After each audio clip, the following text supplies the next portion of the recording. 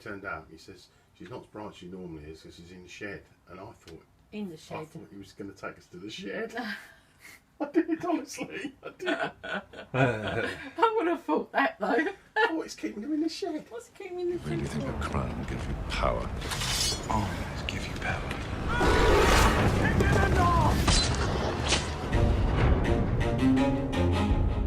He actually thought we were going to the shed.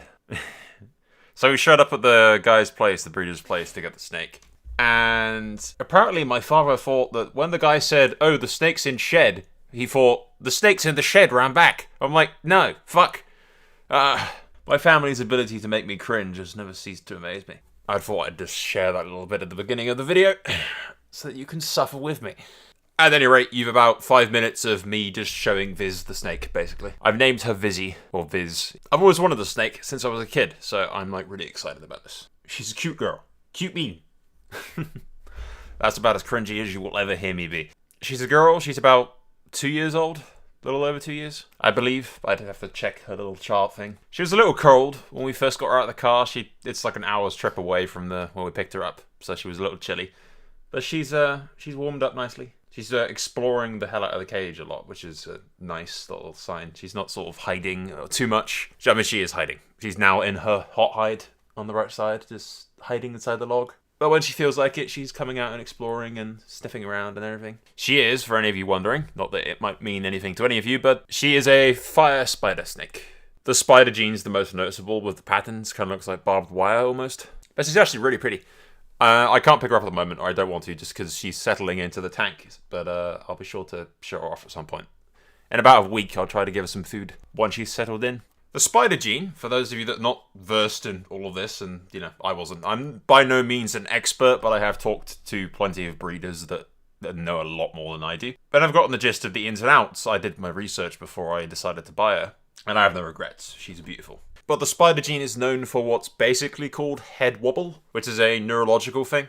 So you'll notice sometimes she slightly twitches, sort of wobbles to the side a little. It's barely noticeable on her at all. If I hadn't pointed it out, you just can't fucking see it. It doesn't exist on her almost. You can't get rid of it entirely. It's just a factor with the spider gene. It's just there. It doesn't affect her in any negative way. She's perfectly happy. She's not in any pain. It doesn't hurt her at all. She's perfectly happy and perfectly healthy. But some people think it's cruel to breed them, which I can point to several snake genes that have different problems, some of them far more severe than a little head wobble. And also people point to corkscrewing, which is when this really, really bad form of neurological issues, which is something different entirely. You've got the head wobble, and then you've got inclusion body disease or something, which is a severe case of it, which is often fatal, which is two entirely different things.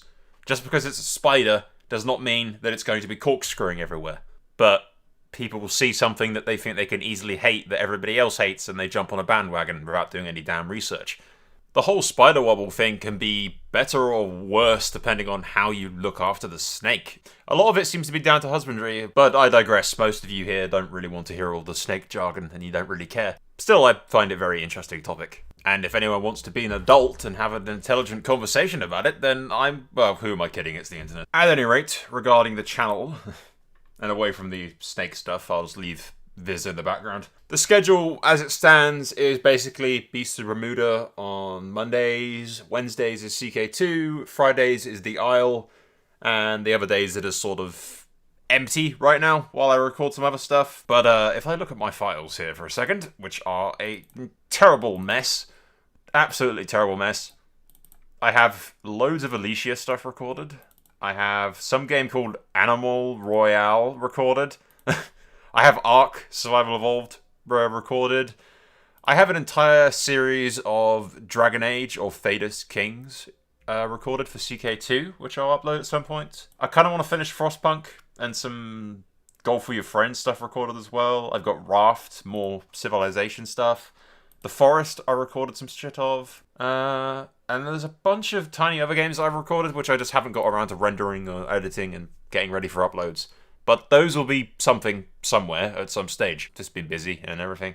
I basically took the old fish tank and completely refurbished it into a snake hide, which I know in of itself is something people bitch about, but we're getting back on the topic of snakes again. You'll have to tell me whether or not people actually want to see more of the snake or not, but you know, I'd happily show more of the snake. That's my baby, okay?